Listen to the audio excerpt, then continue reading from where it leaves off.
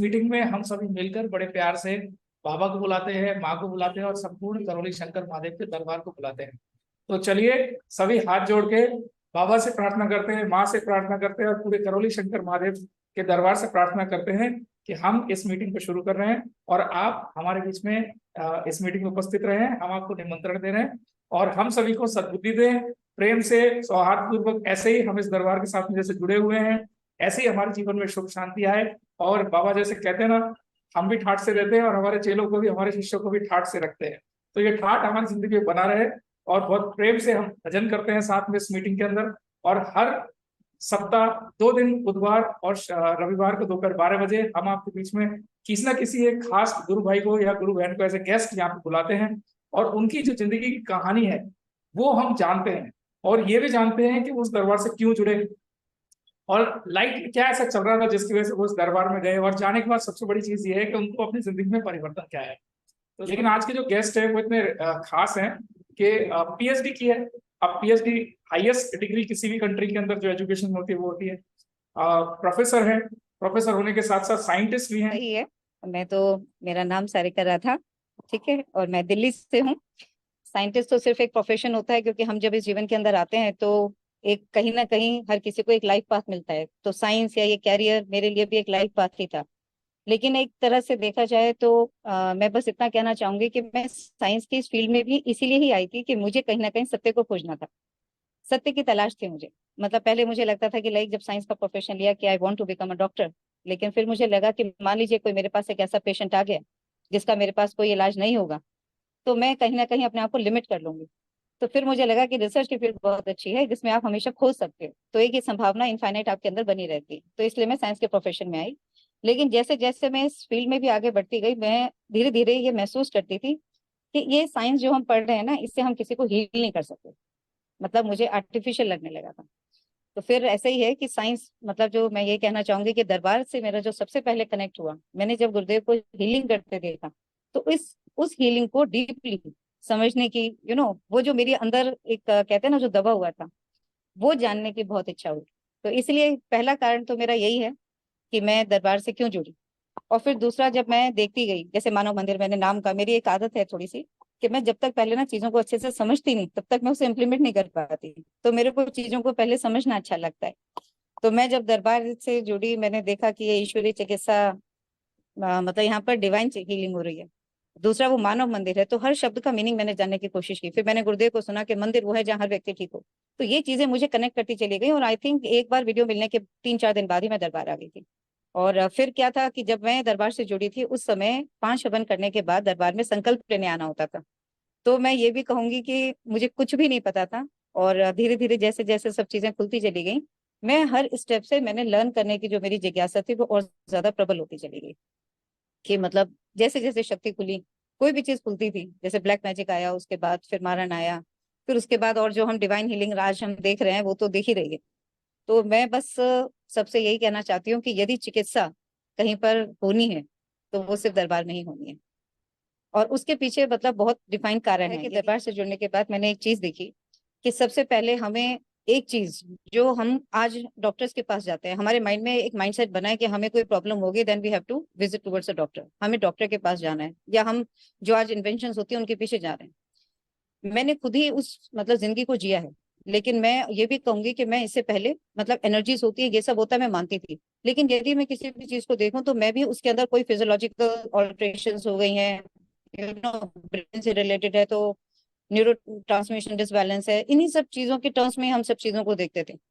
लेकिन एनर्जीज हैं, चक्रास हैं, ये सब इतनी आउटर नॉलेज थी। लेकिन अब धीरे धीरे धीरे धीरे जितना मुझे लगता है कि जो भी एक वीडियो आता है, उस वीडियो से हर किसी को जुड़ने के बाद बहुत डीपली सोच, मतलब सीखना भी चाहिए और उससे समझना भी चाहिए कि वहां पे वो क्यों हो रहा है उसके जीवन में। और मैं एक बात और भी कहना चाहती हूँ कि हमें एक चीज, कुछ चीजें समझनी चाहिए यदि हम दरबार की चिकित्सा को समझना चाहते हैं, कि हर ह्यूमन इंडिविजुअल, उसकी अपनी, मतलब जितने भी आपको इस धरती पे मानव नजर आ रहे हैं, वो हर एक यूनिक एनर्जी बीइंग है, और उसकी अपनी एक अलग ही यात्रा है, अलग यात्रा है। इसलिए हमें ये समझना पड़ेगा कि हम दिखने में तो सब इंसान ही दिख रहे हैं। आप दरबार में भी देखते हैं कि मान लीजिए कि किसी भी व्यक्ति में कोई लोअर एनर्जीज के साथ आ रहा है, किसी के अंदर कोई फॉरेन से भी आया, कोई किसी भी जगह से आया, वो दिखने में तो आपको इंसान ही लग रहा था। यदि आप दरबार से ना जुड़ते तो क्या आप उसका सत्य स्वरूप जान पाते कि उसके अंदर इस तरह की एनर्जीज हैं? नहीं जान पाते। तो इसी तरह से हर व्यक्ति अपने आप में एक यूनिक एनर्जी कैरी कर रहा है, ये बात सबसे पहले समझनी पड़ेगी। और वो दो तरह से कैरी कर रहा है। एक तो वो कि जो उसकी खुद की यात्रा है, क्योंकि आज का हमारा जन्म हमें अध्यात्म क्या सिखाता है कि हम जन्म पे जन्म लेते हैं। मतलब हमारे जो कर्म बंधन और हमारे कर्म भोग है वो हमारे दोबारा पुनर्जन्म लेने का कारण है। कोई चीज हमारी पहले छूट गई थी, उसको हमें इस जन्म में पूरा करने की। तो एक तो हमारी मतलब जब हमने सबसे पहली बार जन्म होगा एक आत्मा के रूप में, एक हमारी जर्नी वहां से चल रही है। जहां जहां हमने जन्म लिया वहां वहां से हमने एक अलग karmic पाथ को फॉलो किया, शरीर को स्वयं अपने कर्मों से बनाया। क्योंकि ईश्वर ने क्या दिया आपको? आत्मा को स्वतंत्रता दी, है ना, स्वतंत्रता कि आप जो चाहो वो करो, फ्री विल। दूसरा क्या है कि हम जिस जिस जगह से जैसे जैसे होते चले गए, जो जो कर्म करते चले गए, वो सब एक इन्फॉर्मेशन के रूप में हमारे अंदर रजिस्टर होते चले गए और हम एक यूनिक एनर्जी बीइंग बन गए। इसलिए ये बात मैंने सिर्फ यहाँ इसलिए कही, जैसे बहुत सारे लोग ये कहते हैं कि हमने ये कर लिया, हमने ये कर लिया, हमें इतना रिजल्ट मिला उतना, क्योंकि हर चीज के पीछे कारण है। तो सबसे पहले आपको अपना ओरिजिनल कॉज ढूंढना पड़ेगा कि आप खुद क्या हैं। और ये आपको दिखता भी है। आज ऐसे डिवाइसेस मौजूद हैं जिससे आप अपना पूरा एनर्जी स्कैन ले सकते हैं। You can see the aura. वो हर इंडिविजुअल का यूनिक है। क्यों? क्योंकि जो अंदर से आप हो वही सिमिलर एनर्जी आप रेडिएट कर रहे हो, राइट। तो इस तरीके से आप यदि इसे देखेंगे तो मतलब ऊर्जा के टर्म्स में ही आप इन सब चीजों को समझ पाएंगे। और दूसरा क्या है कि मतलब दरबार में जो ट्रीटमेंट हो रहा है वो स्थूल का नहीं हो रहा, वो ऊर्जा का हो रहा है। मतलब हम जैसा हमें गुरुदेव बताते हैं कि हमारे अंदर 7 शरीर होते हैं। जैसे स्थूल शरीर, फिर सूक्ष्म शरीर, फिर कारण शरीर, फिर तूर्य शरीर, फिर आत्म शरीर, फिर ब्रह्म शरीर, फिर निर्वाण शरीर।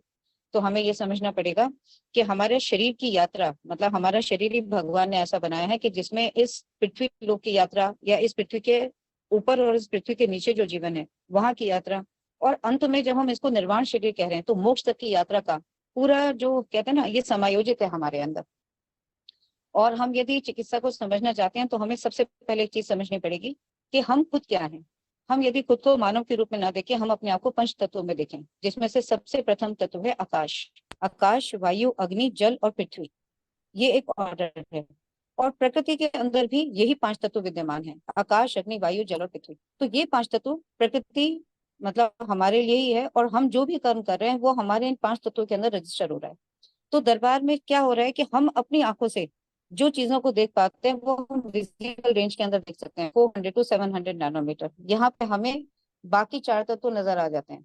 जैसे क्या है, अग्नि को हम देख पाते हैं, वायु को हम महसूस कर पाते हैं, जल, और आपको पृथ्वी दिखाई दे रही है। आपको जो तो दिखाई नहीं दे रहा, जो परम सत्य है, वो है आकाश तत्व, है ना।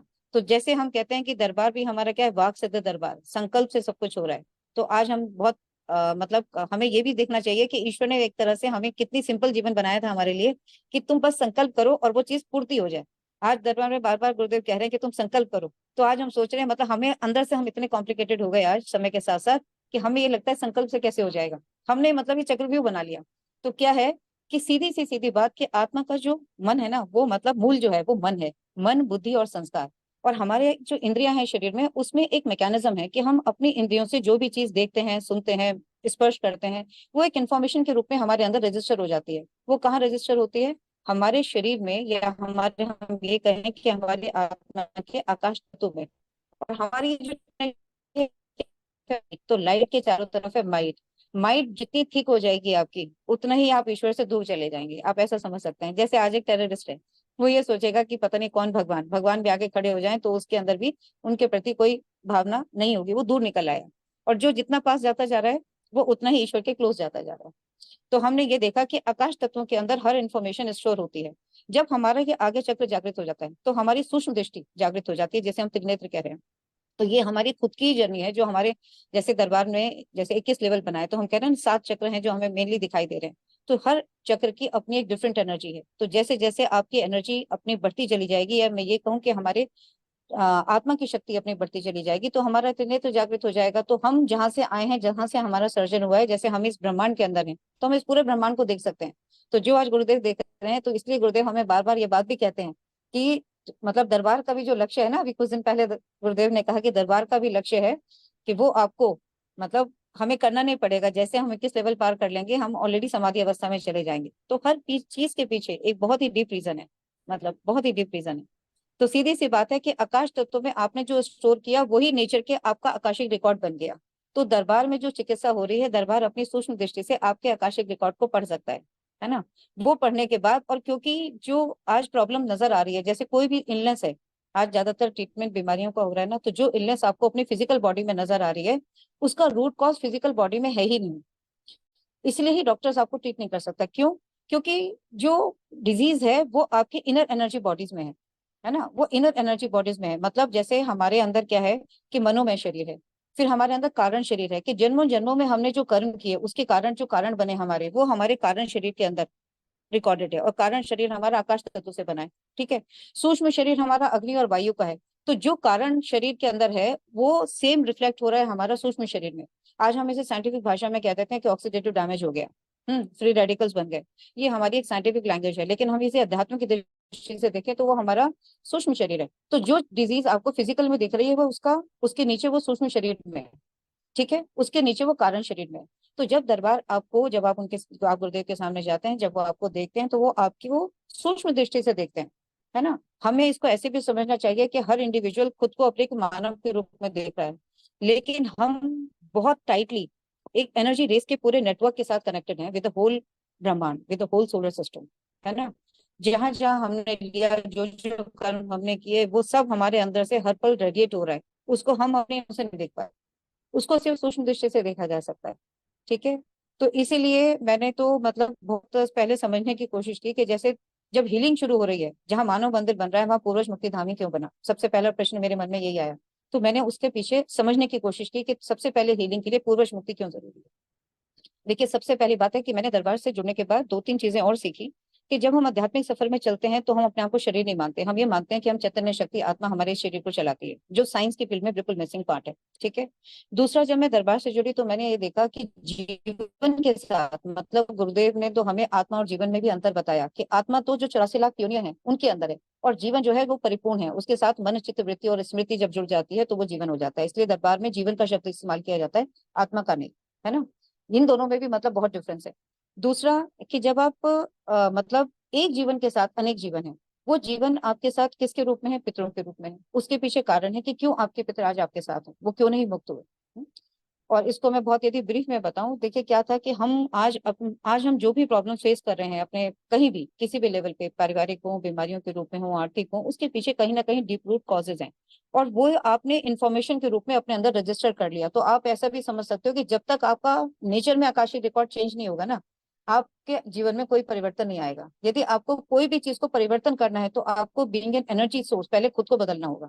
और क्या है, यदि आप स्मृति के कंसेप्ट को सब जानते ही हैं, क्योंकि दरबार में स्मृति चिकित्सा ही होती है, कि हमारे आकाश तत्व मतलब हमारे मन में जाता है, तो मन से हमारे चित्त में जाता है, चित्त से हमारी वो वृत्ति जाती है जिसको हम टेंडेंसी बोलते हैं, और वृत्ति के बाद वो स्मृति बन जाती है, मतलब संस्कार बन गया।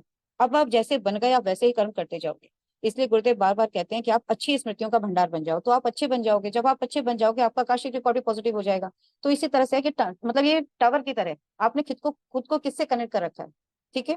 और सबसे पहले जब दरबार में चिकित्सा हुई तो पूर्वज मुक्ति धाम ही क्यों बना? इसके पीछे भी वैदिक कारण है। कभी आप सोच के देखिएगा, मैं एक बहुत ही कॉमन एग्जांपल लेख रही हूँ, कि जैसे जैसे रामायण थी, रामायण में भगवान राम को माँ कौशल्या कितना प्यार करती थी।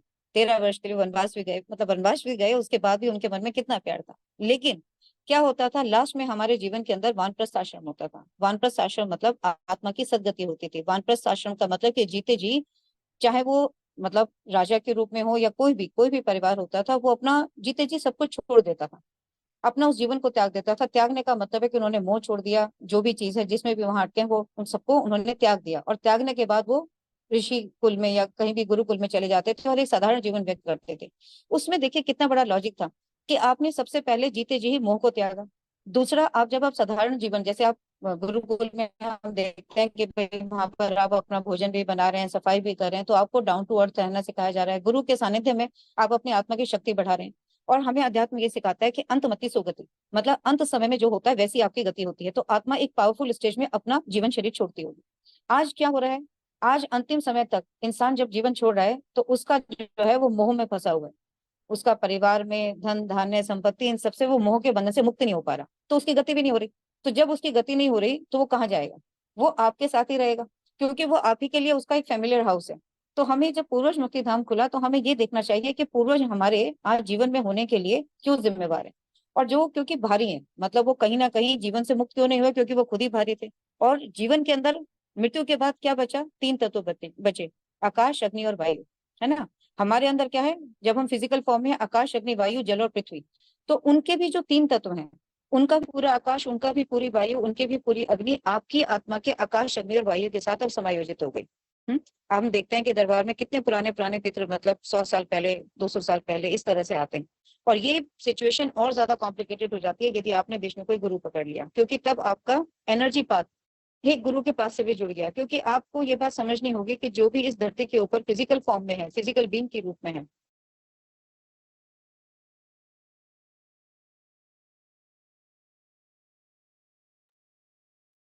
दीदी थोड़ा सा आपका नेटवर्क का इशू आ रहा है, जिसकी वजह से आपका वीडियो एक्चुअली फ्रीज हो रहा है और ऑडियो कभी कभी थोड़ी सी रुक जाती है।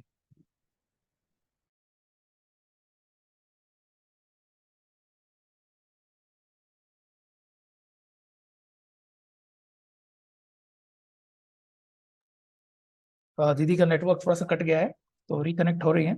और अभी तक जो बातें समझ में आई उससे तो मैं तो इतना ज़्यादा मतलब सीरियसली चीज़ों को सुन रहा हूँ, साथ के साथ नोट डाउन भी करता जा रहा हूँ। और अब ऐसा लगता है कि हमारी जो मीटिंग्स होती हैं उसके अंदर आप सभी को भी अपने अपने नोट्स जरूर बनाने चाहिए। नोट्स क्यों बनाने चाहिए? क्योंकि जो बातें दीदी बता रही हैं, ऑल दो हम वीडियो में देख लेंगे, लेकिन जीवन में जब इम्प्लीमेंट करने की बात आएगी, तो अगर आपके पास संक्षेप में कहीं पे लिखा हुआ है ना, तो उसमें से आप चीज़ों को कभी भी एक छोटे से नोट्स भी अगर आपने बनाए हुए हैं, अगर 2 लाइन्स के अंदर आप पूरी मीटिंग का सार भी लिख के रखते हैं, तो आप 1 सेकंड के अंदर देख लेंगे उसको, तो तुरंत ही आपको वो रिकॉल हो जाएगा।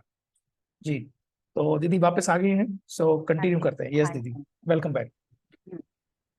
तो मैं बस ये बता रही थी कि पूर्वज मुक्त हैं, कि पूर्वज हमारे अंदर क्यों रह रहे हैं। पूर्वज हमारे अंदर सिर्फ इसलिए रह रहे हैं क्योंकि उनके अंदर भी कुछ ना कुछ अतृप्त रह गया। देखिए, हर जीवन की चाह क्या है? तृप्त होना। तृप्त होना मतलब मोक्ष को पाना। ठीक है। तो मोक्ष को पाना ही हर आत्मा की चाह है, लेकिन हम जीवन में या इस मोह के बंधनों में हम इतना फंस गए कि हम इस संसार को ही, मतलब ईश्वर को तो हम बाद में याद करते हैं, हम इस संसार को ही अपना सत्य स्वरूप मानने लगे। सबसे बड़ी गलती। तो जिसके कारण से आत्मा की अंतमति गति में क्या है कि उनकी गति नहीं हो रही। जब वो गति नहीं हो रही, तो हमें दरबार से भी पता लगता है कि यदि हमारे पहले पूर्वज मुक्त नहीं हुए, तो उसके बाद एक आगे एक पूरी लाइन लगी। तो आज वो हमें, आज आप इस दुनिया के अंदर देखो तो अधिकतर घर परिवार छोटे होते जा रहे हैं, छोटे होते जा रहे हैं, या रीबर्थ की जो प्रॉब्लम होती जा रही है, उसके पीछे भी डीप रूट कॉज है। उसका कारण यही कि हमारे पितर ही थे, या हमारे जो परिवार हैं वो भी हैं तो आत्माएं, लेकिन वो ऐसी आत्माएं हैं जिनके साथ हमने अनेक जन्म बिताए। तो आज हमें वो कोई पिता के रूप में, कोई माता के रूप में, कोई भाई के रूप में, कोई बहन के रूप में वो हमें दिखाई दे रहे हैं, लेकिन हम उनके साथ बहुत डीपली इसलिए कनेक्टेड हैं क्योंकि उनके साथ हमने अपने एक जन्म बिता कर आए हैं। तो आज वो हमारे परिवार के सदस्य बन गए, है ना। वो एक एनर्जी पाथ बना हुआ है। और वो हमें, जो भी हमने उनके साथ अच्छे कर्म किए या बुरे कर्म, समझना पड़ेगा कि पूर्वज हमारे कारण है। और फिर क्या है कि देखिए, सीधी सी बात है कि कोई भी डिजीज का जो रूट कॉज होता है ना, वो माइट के अंदर है। मतलब आत्मा जो हमारी चैतन्य शक्ति है, उसके चारों तरफ जो माइट है, उसके अंदर हमारा रूट कॉज है। तो आकाशिक तत्व के अंदर ही हमारी हर बीमारी की रिकॉर्डिंग है। दरबार में आकर के आप तुरंत से क्यों ठीक हो पा रहे हो, खड़े खड़े आप क्यों ठीक हो पा रहे हो? वो इसलिए क्योंकि आपने पेड़ की जड़ को काट दिया। जड़ क्या थी? जड़ थे अनंत जीवन जो आपके साथ है। अनंत जीवन जो अनेक यात्रा में आपके साथ है, आपके पूर्वज के रूप में आए। वो पूर्वज जैसे थे आपको जहां जहां लेके गए। अभी हम जैसे देखते हैं कि मंदिरों के अंदर भी, मतलब ये तो हर कंसेप्ट को एक्सप्लेन करने के लिए बहुत टाइम चाहिए, बट ब्रीफ में हम यदि देखें तो वहां भी जो है वो अनंत जीवन है। तो हर तरह से जो भी सूक्ष्म जीवन आपके इस माइट के अंदर इंटीग्रेट हो गए, दरबार आपको पूरी तरह से उनसे क्लीन कर रहा है। और उनके क्लीन हुए बिना आप कभी स्वस्थ हो ही नहीं सकते। तो सबसे पहले जो हमने ये अदृश्य चीजें इनविजिबल रूप में अपने साथ, मतलब अनंत जन्मों से हम कैरी करके आ रहे हैं, उनके अंदर भी कहीं ना कहीं, क्योंकि कोई ना कोई बहुत सारे डिजीज के कॉज होंगे, तो आज हम देख रहे हैं। इसलिए डिजीज हमारे पास संसार के अंदर अब बहुत, किसी फंडिंग की कमी नहीं है, साइंटिस्ट की कमी नहीं है, किसी चीज की कमी नहीं है, लेकिन कमी कहाँ पर है? अंडरस्टैंडिंग की कमी है। कमी क्या है कि रूट कॉज की कमी है। हम चीजों को, जो सत्य है उसको हम नहीं देखना चाहते, हम सिर्फ सरफेस के ऊपर जा रहे हैं, हम टेक्नोलॉजी के पीछे भाग रहे हैं, जो बिल्कुल ही गलत है। तो इसलिए मतलब मैं यही कहना चाहूंगी, क्योंकि जीवन के अंदर परेशानी है, तो दरबार ही एक ऐसा है जिसने जीवन के अंदर आपके साथ कैसे परेशानियां आपके साथ जुड़ी हुई हैं और वो क्यों एडवांस होती जा रही हैं। ट्रीटमेंट के नाम पर आज जिस व्यक्ति को देखो वो कैंसर लेके आ रहे हैं, जिसको देखो cancer. Cancer is nothing, it is an very abnormal and very high, मतलब क्रॉनिक स्टेट। तो ये समझना पड़ेगा कि और मुक्त होना भी क्यों जरूरी है। आप अपने इस जन्म को बहुत ही विशेष जन्म माने, मैं ये भी कहना चाहूंगी, बहुत विशेष जन्म माने, कि आप न सिर्फ इसी जन्म के अंदर दरबार से जुड़कर सिर्फ इन डीप रूट कॉज को जान पा रहे हो, बल्कि आप उससे मुक्त हो सकते हो। और जो भी बाबा मतलब जैसे जैसे शक्तियां खोलते गए ना, मुझे तो ये लगता है कि मेरा बाबा से बहुत अटैचमेंट रहा, क्योंकि मैं जब सबसे पहली बार दरबार गई थी तो बाबा से ही मिली थी। तो मैंने दरबार में रहकर ही कई बार मैंने देखा, मैं अकेले बैठी थी और मेरे मन में जो भी प्रश्न होते थे मुझे ऑटोमेटिकली आंसर मिलते रहते थे। तो मंत्र दीक्षा बाबा ने क्यों खोली, तंत्र दीक्षा क्यों खोली, हर चीज के पीछे कारण है। जो भी स्टेप्स हैं कारण है। आज हम ये सोचते हैं, बहुत सारे भाई बहन है जो ट्रीटमेंट करके बैठ गए। और मैं यहाँ पर एक बात और कहना चाहूंगी, क्योंकि मैं कई बार ग्रुप से भी जुड़ी, बहुत सारे भाई बहन बहुत डीपली भी जुड़े, उनको कई बार ये भी लगता है कि हमने हवन किया। देखिए क्या है, सीधी सी बात है, आप भी ना एक ऊर्जा बीइंग ही है। आप you are an unique energy being, आपके अंदर संचित ऊर्जा है। हम इस ऊर्जा को अच्छे और बुरे रूप में अपने कर्म से ही कमाते हैं। जब हम अच्छे कर्म करते हैं तो पवित्र ऊर्जा हमारे अंदर संचित होती है, जब हम बुरे कर्म करते हैं तो वो भी ऊर्जा संचित होती है। जैसे ऊर्जा बीइंग आप बन जाते हैं, वैसी ऊर्जा हमारे अंदर से रेडिएट होती है। तो हमारे अंदर क्या है, हमारी आंतरिक स्मृतियां भी हैं और वही दुनिया हमारे चारों तरफ है, वही बाहरी स्मृतियां भी हैं। ठीक है, क्योंकि फोर्स ऑफ अट्रैक्शन नेचर के अंदर एक सिंपल यूनिवर्सल लॉ है। जैसे आपने वैसी चीजों को आप अट्रैक्ट करेंगे। ठीक। तो क्या है कि जैसे आपने हवन किया, आपके पास ये पवित्र ऊर्जा कहाँ से आएगी? या तो आप इतने अच्छे कर्म करो, आप अपने आप को अच्छी स्मृतियों का भंडार बना लो, तो एक सोर्स है। या फिर आप मेडिटेशन करो। मेडिटेशन इंसान इसलिए नहीं कर पाता क्योंकि आज की वो इतनी भाग दौड़ की दुनिया में कहीं भी, मतलब मेडिटेशन का मतलब है कि दो सोर्स का, एक पावरफुल सोर्स जो ईश्वर है, और दूसरा आप स्वयं। आप अंदर से जब शांत होगे तब आप शांत स्वरूप बनकर आप पावर ले सकते हो। लेकिन आज विचार हमारे अंदर इतने चलते हैं कि हम शांत हो ही नहीं पाते, तो एनर्जी का कोई सोर्स ही आपके पास नहीं है। कर्म के ऊपर कोई ध्यान ही नहीं दे रहा, वो कर्म को भूल ही गया कि मैं कर्म क्या कर रहा हूँ। और कर्म भी यदि वैदिक देखा जाए उससे, तो कितना डीपली कि मनसा वाचा कर्मणा से कर्म लग जाता है। मतलब मन में सोचने से भी आप कर्म के बंधन से बनते हो।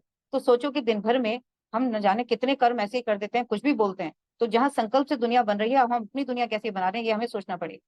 तो इसीलिए मतलब दरबार ने क्या किया कि आपको एक एनर्जी का सोर्स हवन के रूप में दे दिया है ना। वैदिक परंपरा के थ्रू आपने कोई भी हवन किया, आपने 9 दिन के हवन किए या आपने 1 डे किया, आपने महा हवन किया, आपको एक प्रचुर ऊर्जा का भंडार मिल गया। क्योंकि आज अधिकतर लोग, आप दरबार के वीडियोस देखें, अधिकतर टाइटल में लिखा होता है असाध्य रोग। मतलब आज बहुत बड़ा संकट है मानव के ऊपर। और मैं सच बात बताऊं तो मैं मीटिंग में भी सिर्फ यही बात कहने के लिए आई थी कि आज दुनिया को मतलब एक जागृत करना। मेरे को तो इतना जितना आता है ना, मैं सच कहूँ तो मैं विरक्ति की तरफ जा रही हूँ कि दुनिया की चिंता से होती है कि दुनिया कहाँ चली गई, कि वो सच को देख भी नहीं पा रही। असाध्य रोग का मतलब है कि आपकी खुद की इंटरनल एनर्जी स्टेट ऐसी हो गई कि अब आप मतलब बहुत टाइम लग रहा है आपको ठीक होने में, है ना। बहुत आपको डिप्लेटेड हो गए, तब दरबार को एक 1 डे हवन के बाद महाहवन भी खोलना पड़ा, है ना। तो जो शक्तियां ऐसे खुलती गई, तो हवन से आपको एक पॉजिटिव एनर्जी मिल गई। अब आपके अंदर देखिए, और हीलिंग के लिए भी मैं थोड़ा सा बताना चाहती हूँ कि जब हम दरबार से जुड़ते हैं, कोई हील होता है, उसको 2 तरह के, मतलब 3 तरह के अनुभव है शायद। कुछ लोग ऐसा होता है कि जो 1 डे किया और तुरंत ही ठीक हो गए, अगले दिन आके बोले मैं ठीक हो गया। एक है कि कोई कहता है कि मैंने 1 डे कर लिया, मैं अभी ठीक नहीं हुआ। आस्था, श्रद्धा और विश्वास तो है अपनी जगह पर, लेकिन एक थोड़ा सा कंसेप्ट भी है। क्या है कि कंसेप्ट ये है कि जब हम दरबार से जुड़ते हैं तो दरबार में हमारा सूक्ष्म लेवल पे पूरी तरह से इलाज होता है। मान लीजिए मेरे अंदर कोई ऐसा जीवन है, जैसे आप सबने शायद देखा होगा कि एक वीडियो था, मैं एक एग्जांपल के लिए ले रही हूँ, कि अयोध्या की एक देवी थी, उनके फेस के ऊपर पूरा लिपोडर्मा था, बिल्कुल नॉर्मल हो गया। आप किसी भी साइंटिस्ट को, मॉडर्न कम्युनिटी को, डॉक्टर को जाकर बताएंगे, वो बड़ा अनयूजुअल रहेगा कि अरे ल्यूकोडर्मा तो कैसे जा सकता है, तो बहुत ही इनक्योरेबल डिजीज है। लेकिन उनका हवन के बाद चला कोई ऐसा जीवन था जिसको ऑलरेडी ल्यूकोडर्मा था, है ना। तो जब वो दरबार का पूरा प्रोसेस करेगा, स्मृति चिकित्सा तक सब कुछ करेगा, तो उसमें वो जीवन का अंश तक चला गया, उसकी प्राण शक्ति भी चली गई, तो वो तुरंत ही ठीक हो गया। क्योंकि वो जो प्रॉब्लम थी वो उस इंडिविजुअल की नहीं थी, उसके अंदर जो कोई जीवन था उसकी प्रॉब्लम थी। ऐसे बहुत सारी, जितने भी दरबार में हम वीडियोस देखते हैं उनके अंदर ये होता है। तो हमें समझना पड़ेगा कि वो एक दिन में क्यों ठीक हो गया। एक है कि प्रॉब्लम आपके अंदर है, कि आपके अंदर ही कुछ ऐसा डिसइंटीग्रेशन हो गया कि आपके अंदर ही, जैसे हम जानते हैं कि जब आपको ल्यूकोडर्मा होता है तो मेलानिन पिगमेंट खत्म होने लगता है और ट्रीटमेंट हो गया। तो एक प्रॉब्लम है कि जो आपके शरीर के अंदर खुद की पैदा हो गई, उसके लिए आपको दूर करने के लिए आपको ऊर्जा ही चाहिए, है ना, ऊर्जा ही चाहिए। और दूसरा, स्मृतियां, जैसे स्मृतियां ही हमारा कॉज है, स्मृतियां क्या बना रही है, हमारा अवचेतन मन बना रही है। तो स्मृतियों का ये जो भंडार हमारे अंदर है, वो डिजीज के रूप में भी आज हमें दिखाई दे रहा है। अच्छा, एक सबसे इंपॉर्टेंट बात ये भी है कि मैंने एक चीज और भी यूनिक सीखी दरबार से, कि हम कभी भी अकेले नहीं है। मतलब हम अपने परिवार के साथ भी बहुत डीपली कनेक्टेड है। जैसे आज हम अपने पूरे परिवार में जितने भी लोग रहते हैं, फॉर एग्जाम्पल हमें अपने परिवार के किसी सदस्य में एक डिजीज नजर आ रही है, आज वो आपके अंदर रिफ्लेक्ट नहीं हो रही, लेकिन हम in the form of energy we all are connected. आपका जैसे दरबार में गुरुदेव भी कहते हैं कि वो दिख इसलिए नहीं रही क्योंकि आपके अंदर ग्रह नक्षत्र का प्रभाव, यदि आप एक शक्तिशाली आत्मा है तो आपके अंदर वो विजिबल नहीं है। लेकिन उसकी स्मृतियां आपके अंदर भी हैं। एक आपके घर में परिवार में कोई सीरियस डिजीज किसी को है, उसके अंदर वो विजिबल इसलिए दिख रही है आपको कि उसके ग्रह नक्षत्र कमजोर हैं, तो उसके अंदर वो विजिबल फॉर्म में है। तो हमें इसीलिए दरबार में गुरुदेव क्या करते हैं कि किसी एक व्यक्ति के ट्रीटमेंट से पूरे परिवार का ट्रीटमेंट हो जाता है ना। तो उसके पीछे का कारण सिर्फ यही है कि हम बहुत डीपली अपने परिवार के साथ कनेक्टेड रहते हैं। तो जो लोग बहुत ज्यादा सफर कर रहे हैं या काफी प्रॉब्लम्स हैं, या घर के ऐसे लोग हैं कि जो इन बातों पे बिलीव नहीं करते या नहीं मानते, तो इसलिए उसमें गुरुदेव एक सजेशन दे देते हैं कि आप अपने आप को एक अलग ऊर्जा पथ बना लो। ठीक है। तो इसलिए मतलब ये बात भी बहुत अच्छे से समझने वाली है, क्योंकि हमें क्या होता है कि हमारा स्मृतियां ही कारण है। तो कारण को हमें समझना पड़ेगा। यदि हमने ज्ञान की दृष्टि से जो कुछ भी हो रहा है उसको हमने समझा नहीं, तो हमें क्या करेगा, हम पूरी प्रक्रिया करने के बाद भी वो गलतियों को बार बार रिपीट करेंगे। और हम यदि रिपीट करेंगे तो फिर हम एनर्जीज को इन्वाइट करेंगे और फिर हम ये सोचेंगे कि हम ठीक नहीं हुए। तो हम यदि स्मृति को ही एक बार समझ लें कि स्मृति एक मैकेनिज्म है हमारे अंदर किसी भी इंफॉर्मेशन के स्टोर होने का, तो I think it is well and good. आप अपनी जिंदगी में पॉजिटिव स्मृतियों से अपने आप को ऐसा भर दो, या जो भी प्रॉब्लम्स आज आपके साथ हैं उससे अपने आप को स्मृति से ऐसा भर दो कि आप उस प्रॉब्लम से मतलब खुद ही दूर हो सकते हो, खुद ही अपने आप को मतलब स्वस्थ कर सकते हो। इसलिए लगता है कि मतलब हमें दीक्षा लेनी चाहिए या नहीं लेनी चाहिए। देखिए, मैं आपको एक बात यहाँ पर और बताना चाहती हूँ। इस दरबार में ही मतलब कि जो संप्रदाय है, मतलब एक गुरु के साथ शिष्य को कितनी प्योर होकर जुड़ना चाहिए, ये सिर्फ दरबार से जुड़ने के बाद ही मैंने जाना। क्योंकि दरबार में जो पूरा कलेक्शन है वो प्योर, मतलब कहना चाहिए ना, प्योर जीवन का कलेक्शन है। इसलिए जिसको बाबा ने नाम दिया कि राधा रमन शिष्य संप्रदाय।